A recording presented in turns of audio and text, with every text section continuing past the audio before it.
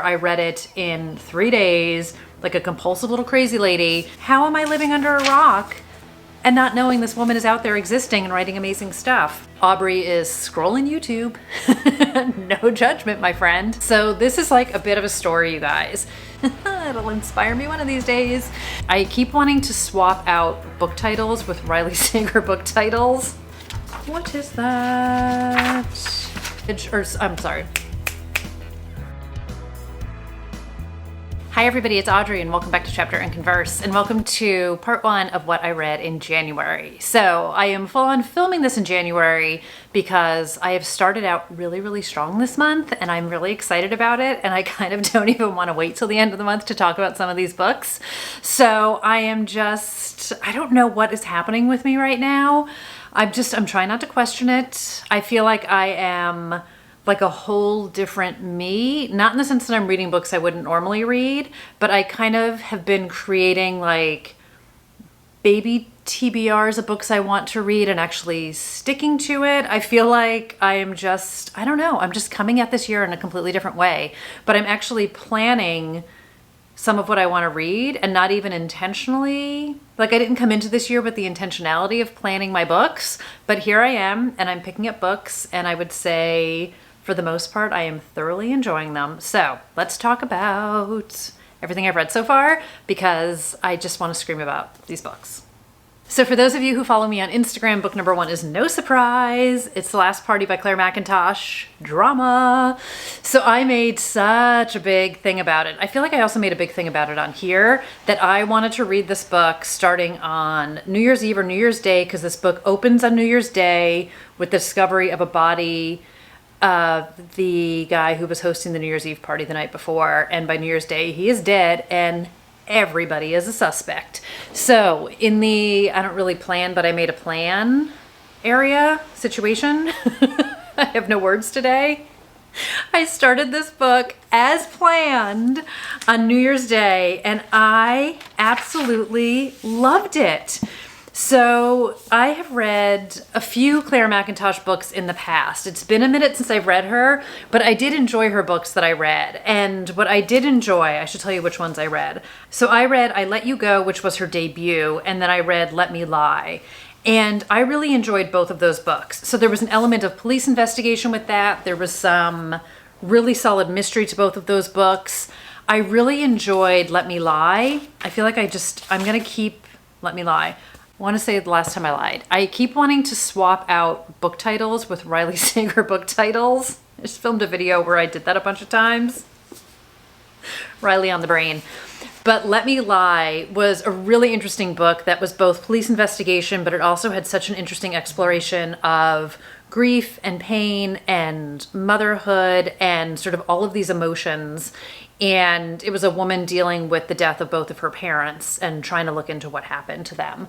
And as a new mother, she was just sort of filled with all sorts of different emotions from like a mother-child relationship. And I just thought it was really well done. So this book has nothing to do with any of that. But point being, I really enjoy how she draws her characters. I enjoy that her books sort of function on so many different levels where I feel like you get that really great character exploration. It's a bit of a slow burn, but we still get some police investigation. And I love sort of the small town feel and vibe of her books, at least the ones that I have read. So in this book, we are actually following a police detective. 2 of them, in fact. And I loved the dynamic between them. So this is one of those books where I do feel like you just need a little bit of a taste to know what it's going to be about, and then you should just dive in a little bit on the blind side. I feel like that's always the great way to do it. And in this one, we are following, like I said, 2 detectives, so Fionn and Leo. And what's really, I think, brilliant about how this book is literally set up. So there's a map in the front of the book, which I feel like is a little bit hard to see. But on one side, we have a development called The Shore. And in the middle, there is Mirror Lake. And down the middle of Mirror Lake is literally what separates Wales from England. And the man who was killed, Rhys Lloyd, was a resident at the shore, but he is found in the lake, which sort of crosses both areas. So you have police from, like a police officer from each side trying to work together to figure out like whose jurisdiction is it, who owns what part of it, was it an accidental drowning, was it a murder? And we get the investigation. So we get the 2 POVs, but then we also get a past timeline about what happens leading up to New Year's Eve. And I feel like the past timeline was done really inventively, which I really enjoyed. And again, I'm going to say go in dark because I really enjoyed the discovery in this book. And it's definitely one of those situations where we've got this small town and some other residents at the shore, which is like this new development for very rich, wealthy, fancy people. And it's like their summer home. And it's literally an everybody's a suspect kind of a situation. So I thought the reveals were great. I loved the dynamic between Fionn and Leo. I thought it was just really clever and so well done. And I am so excited that this is actually now the first in a series. So I thought it was great. I absolutely loved it. And it was really funny, which surprised me because I don't remember her past books that I read having humor in it. But in a very similar way to how I feel like Tana French infuses some humor into her police investigation books and how Ragdoll had some good dark humor. But out of the gate, there is some real great laughter to this book, but also incredible seriousness. And we've got a police investigation and it's not like a cozy light book. There's still a lot of darkness to this, but I love the infusion of the humor and it really just worked for me on every level. So first book of the year, I read it in 3 days, like a compulsive little crazy lady, and I gave it 5 stars and I absolutely loved it. The next book I want to talk about, again, if you follow me on Instagram, you will have seen this. I'm trying to improve my Instagram game this year. And it's All the Dangerous Things by Stacey Willingham. So this just came out early in January. I was gifted this by Minotaur. So thank you again so much, Minotaur, for this arc. And I had been kind of simultaneously like waiting until it was close to pub date, but also like wanted to get to it. So if you can't tell, this is both dog-eared and tabbed because I just apparently couldn't decide what I wanted to do with this book. But this is her second book and I loved it. And I will be honest, you guys, I loved A Flicker in the Dark, which you guys know, turned her into an auto-author for me. That was her debut book. And I asked for this arc. I was going to buy it regardless. I didn't even read what it was about. Like I just knew it was going to be kind of dark and atmospheric and I was here for the characters. So when I say I went into this blind, like I went into this blind. I had no idea what this book was about. So in this book we are following Isabel Drake and we are meeting her 1 year after her son was kidnapped from his crib in their house one night while she and her husband were asleep down the hall. And there have been like no solid leads. The case has gone cold. Her son has not been found. And over the course of this past year, she has slowly sort of just fallen apart, as you can imagine. The grief is completely eating her up. And she has not slept for a night since her son was taken. And the guilt that she feels that she was asleep the night that he went missing is just eating her up inside. And she has like these little like pockets of sleep and she'll kind of zone out, but she has not slept in a year. So you can imagine what not sleeping is doing to her. And she is so committed to finding out what happened to her son. So when the book opens, we are meeting her at a true crime conference. And she is the guest speaker because she will do anything to keep this case and to keep her son's name in the press. Anything that can find a lead, anything that can give her something that she can turn into the police to help find out what happened.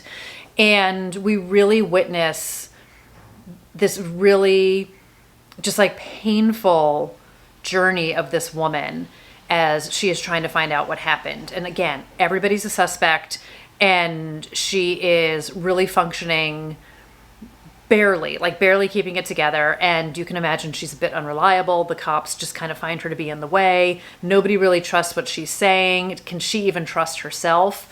And we get dual timelines of what's happening here. And I just really enjoyed it. I really enjoy her characters.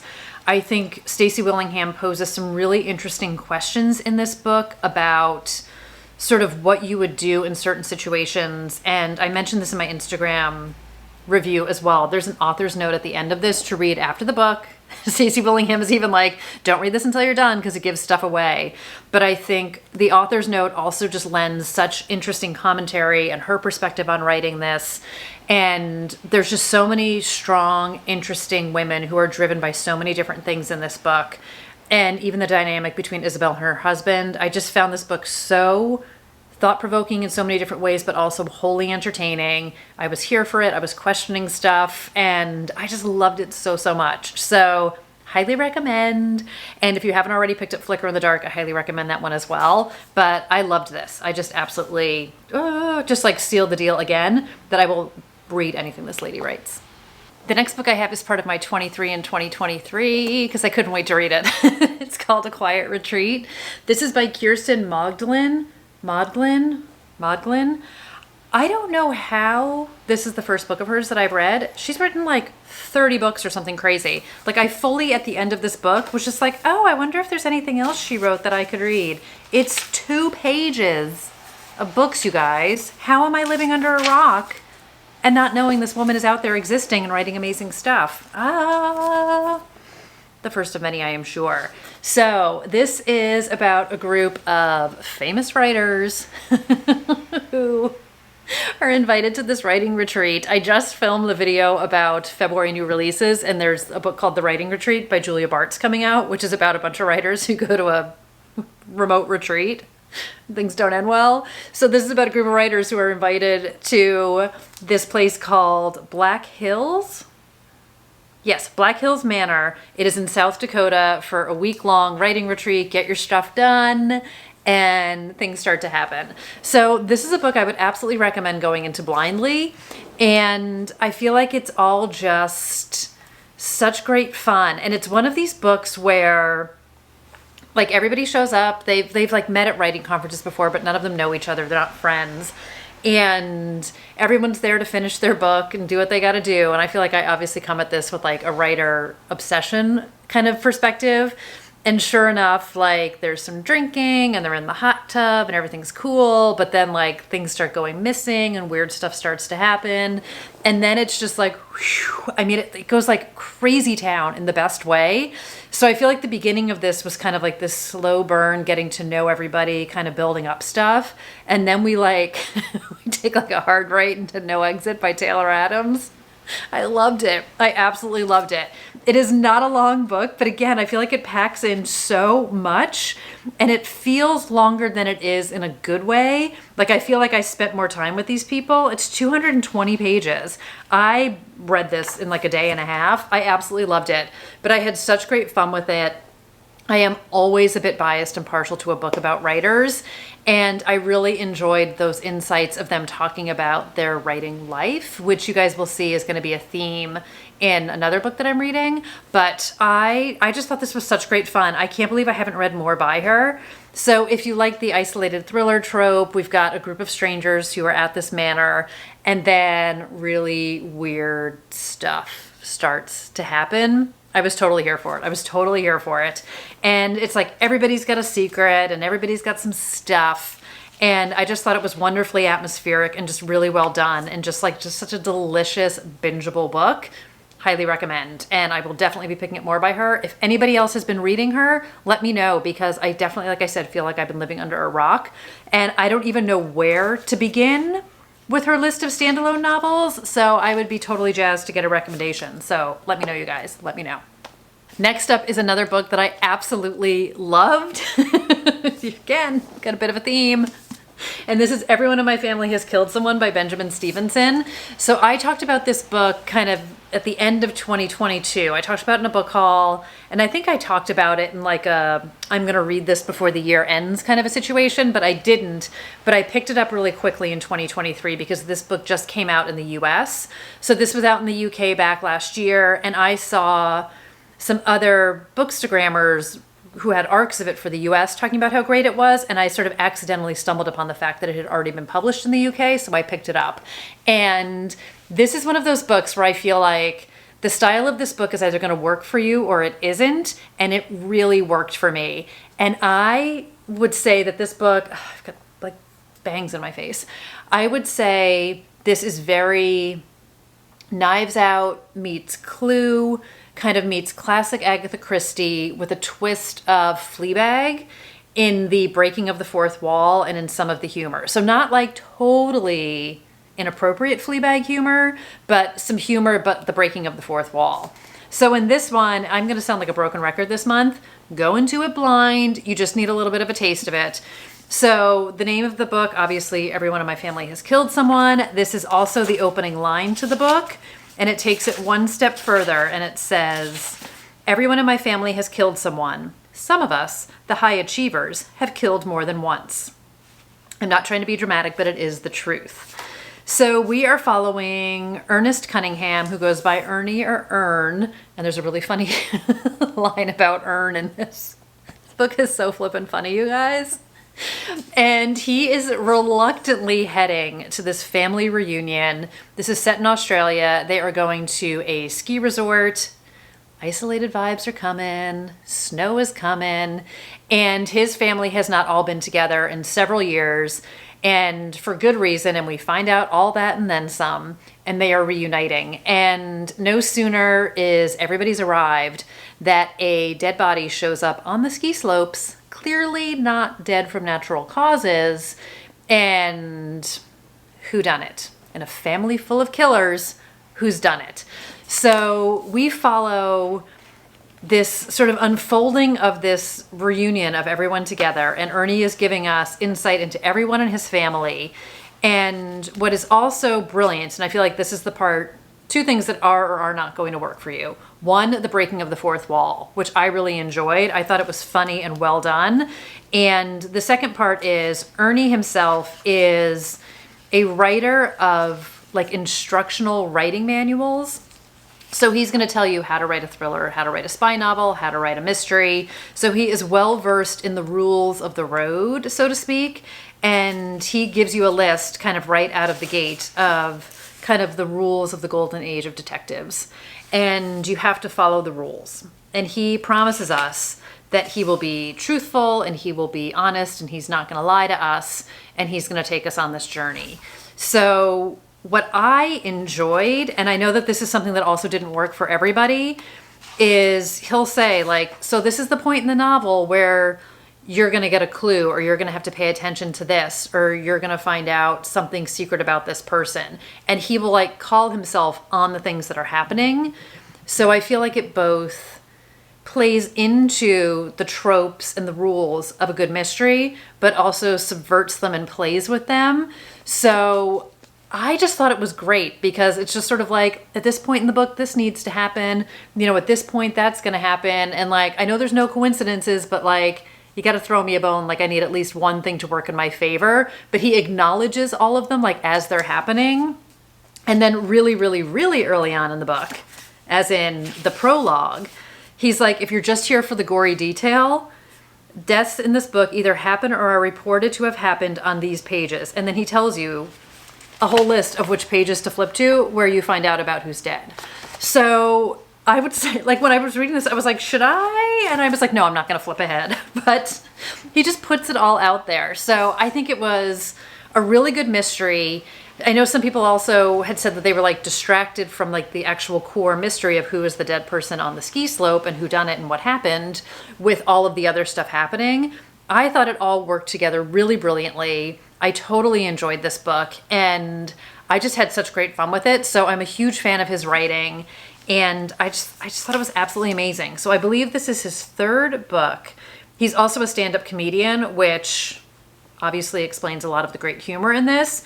And then this is actually going to be adapted into an HBO TV series, which I can't wait to see, but I loved it. I loved it. So if it sounds like it might work for you and you can like get into it and just sort of get lost in it and have fun with it, I hugely recommend it. I just think it was absolutely clever and funny. And again, I really enjoyed the mystery of it all. And I had great fun armchair detectiving along the way with Ernie. And huge fan. If you can't really tell, I'm a huge fan of this one. So the next book I want to talk about is The Villa by Rachel Hawkins. And this is one of those books that, of course, like my reading of the book is going to have a story behind it. So I had the great fortune of getting an e-arc of this from St. Martin's. And then I got an advanced listener copy from Libro FM. And then fabulous Janine, one of my subscribers here, sent me this book like right after it came out. I was just so excited because I had just finished listening to / reading the e-arc. I was kind of doing them both simultaneously, and I was feverishly like highlighting the e-arc. I was bookmarking the audiobook, and I literally had said to one of my friends, I was like, I need to get my hands on this book because I'm just so obsessed with it. And no joke, like 3 days later, it showed up in the mail. So thank you again, Janine. You are way too much. I am so excited to have this. If you guys can't tell, I loved this book. I don't know why I keep doing I sound like I'm popping gum, but first, let me talk about the audiobook narrators. So first up, we have my always favorite Julia Whelan, Kimberly M. Wetherell, and then Shiromi Arserio. I will leave their names down below for you guys. So as you can tell, we get multiple points of view. We have multiple ladies telling us their story. And this is one of those books that when I read the description of it, I absolutely was like, I'm in. You do you, Rachel Hawkins. You get me. Totally invested in your books, and I'm so excited for it. So this one was sort of pitched as like the Manson murders meets Fleetwood Mac meets when Mary Shelley and her husband spent time like at a villa in Italy, and she wrote Frankenstein. So we get past and present mysteries in this one. And I didn't realize our main characters were writers. So as I mentioned in a different, when I was talking about the writing retreat, like I am accidentally and intentionally reading books about writers, and I'm loving everything about it. It'll inspire me one of these days. So in this one, we are following Emily and Chess, and they were best friends when they were young kids, and they kind of grew apart a little bit, but they've always kept in touch. And Chess invites Emily to spend a month at this villa in Italy, and they can both work on their books and finish their books and be inspired and do the writing and hang out, and like, who could say no to an all expense paid trip to a villa in Italy? Not me. Sign me up. So no sooner are they at the villa that Emily discovers that back in 1974, this villa was also the site of a murder of a famous rock star, Pierce Sheldon. So he and his wife and her sister were invited there by some other musicians, and kind of the same thing. They were all going to be there and be creative and hang out. And Pierce winds up brutally murdered that time back in 1974. So Emily, being Emily, can't help but start to look into it. So we do get the past and present timelines. We get what happened in 1974 and what's happening in the present day as Emily is trying to piece together this mystery. And another sort of aftermath of what happened in 1974 is Pierce's wife wound up penning what became this completely famous horror novel, sort of inspired by what happened when they were in the villa in Italy. So you kind of get like multiple things going on here. We get a lot of like mystery and investigation, which I really enjoyed. There's tons of just little nuggets about writing life and being a writer, which I just thoroughly I just ate it up completely. And as you can tell, I have not yet had a chance to mark up this one, which I have to go back and do. But I really enjoy Rachel Hawkins' writing. Again, there's so much great humor, and I do feel like some of it, like Julia Whelan can tell a story, you guys. Like, she just put such inflection into the words, and I was completely cracking up, but I was also completely trying to figure out what was going on here. And I love the dynamic between Chess and Emily, because there's some past rivalry, there's some contention between them. We get kind of the best and worst of female friendship, and that they absolutely love each other and they have this history, but there's also always been sort of this underlying dynamic of competition between the two of them. So that starts to kind of bubble up to the surface, and I loved all of it. I loved the dynamic between them, and I really enjoyed the past and present timelines. So I know I have talked in other books where sometimes a past timeline, a historical timeline, will pull me out of the story. Again, I still have a hard time thinking of the 70s as historical. Like, I'm still like, World War II, you can get me historical, but I didn't have an issue with it. And there's some emails peppered in between. And I did like how she kind of, does the thing at the end of the chapter where she leaves you wanting more, and then she'll like flip you into a different timeline. But I thought it was really well done. I really enjoyed the dynamic between all of the characters in both timelines. And this book 1000% made me want to drink a ton of wine and be hanging out in Italy writing a book. So dream scene. But what a great escapism too, to dream about being in Italy when it is cold and crummy here in New York. But I highly, highly recommend this book. I just loved it so much. Bingeable, all the greatness. I just had such a great time with it. So thank you again, Janine. I'm so excited to have it on my shelf now too. And it's so pretty. I will definitely be rereading this one. Definitely. Ah, so good. So good. Audiobook is amazing as well, if you can't tell. The next book I have is The House in the Pines by Anna Reyes. So I had the advanced listener copy of this book from Libro FM. Thank you, Libro FM. This was read by Marisol Ramirez. So I just listened to this, and I talked about this in my January most anticipated releases. So this book is about a woman named Maya, and the back of the book pitch is 7 years ago, Maya's best friend Aubrey died mysteriously.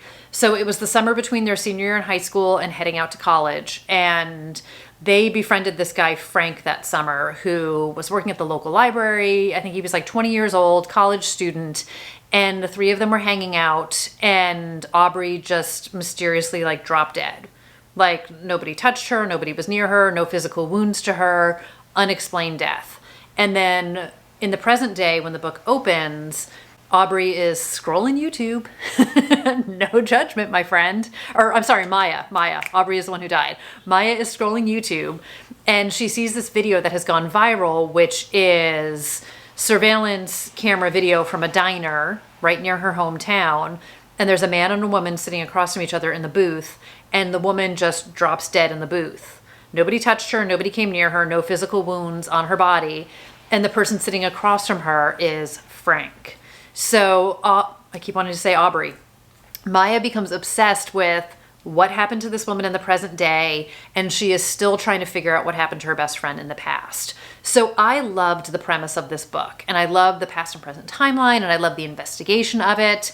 And where I would say this book lost me a little bit is there's a lot more happening in this book that for me detracted from that core mystery, which is what I was really interested in. And there's kind of like this B storyline, which in some ways contributes to Maya as a character, but I also feel like the book could have stood on its own legs without that storyline. And for me, it was distracting. So that part took me out of the story in a way that I did not enjoy. And I really wanted to spend more time with Maya investigating what happened to her friend in the past and investigating what happened to this woman in the present. So as you can guess, Maya winds up returning to her hometown, a lover reluctant return home, to try and piece things together. And to sort of add to the complications for Maya, when she was younger after Aubrey's mysterious death, she was put on Klonopin and has been on it for years and is now coming off it. So her withdrawal is also causing issues with hallucinations and making her very unreliable. And it's really obviously wreaking some havoc on her body and on her brain. And she's dealing with that on top of everything else, which is obviously making people question her. So I enjoyed elements of this. And what I did find really fascinating, I listened to an interview with Anna Reyes after I read the book. And she herself had been taking Klonopin and was not warned by her doctor how addictive it is. I'll be honest, I didn't know anything about Klonopin until I read this book. And when she stopped taking it, like she wound up moving and her new doctor wouldn't prescribe it for her. So she sort of cold turkey went off of it, which can create all of these really horrible side effects.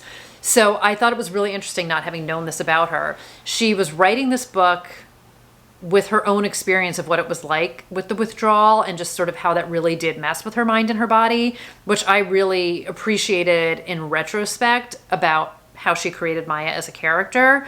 But again, ultimately, I didn't find this book to be what I wanted it to be. And this is happening with a book I'm reading right now too, where I feel like it's pitched differently than what it really is. In the case of what I'm reading now, The Woman in the Library, I'm loving it. In the case of this book, I was disappointed because I wanted it to be something that it isn't. So I am very happy that she was a BU student, and there's lots of go BU love in this one. And I was a little bit bummed because I thought there was going to be more time set in Boston, which again is not a reason why I didn't like the book, but she leaves Boston pretty early on and goes to a suburb. So I was like, dang, I was hoping for some more Boston stuff. But that's not why I didn't like the book. That's just a sidebar of my own personal stuff I always look for in books. But I will be curious to see what else Anna Reyes writes. And again, I feel like my expectation of the book is not what the book was, and it just, on that level, just didn't work for me. So I think there's definitely some good atmosphere to this, some good intrigue, and I wouldn't not pick it up. But again, I just don't feel like the way it was pitched aligned with what the book was really about. And I just wanted more investigation, even though, like, she's not a cop or anything. It's like the amateur detective situation. But I wanted more of the investigative side and less of that B storyline because I was more interested in the A. So there you go. So that's going to do it for part 1 of what I read in January, you guys. I'm just so excited. I'm feeling good about things. So like I mentioned, I am reading The Woman in the Library by Sulari Gentle right now. I'm very much enjoying it. Janine, I want to say that you sent me that too. You rock. You absolutely rock. But I'm loving it. I'm absolutely loving it. And I'm doing a combo of reading and audiobook of that one as well because it's a book that I want to be in at all times. And then I've got some plans for what I'm going to read next, but I don't dare admit it here just in case I take a different direction. So you're going to have to tune into part 2 of January and find out what else I read this month. But I hope everybody's year is starting off amazingly and you're having just like great reading discoveries. Let me know what you're reading. Let me know if you already have like a favorite of the month. I am just, my pile's down here. I'm feeling very good juju about my reading and I'm gonna knock on wood because I don't want to jinx that. So until next time, everybody, thank you so much for being here and for hanging out and spending part of your time with me. And I will see you guys in another video really soon. And until then, take care, everybody. Bye.